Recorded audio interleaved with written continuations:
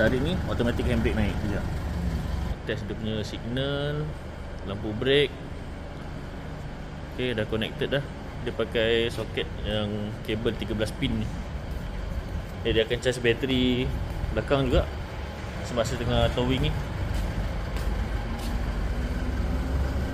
Ini 13 pin ni soket.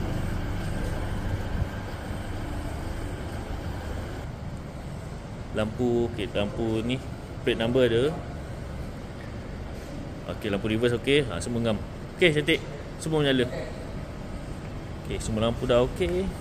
Ngam, berjalan.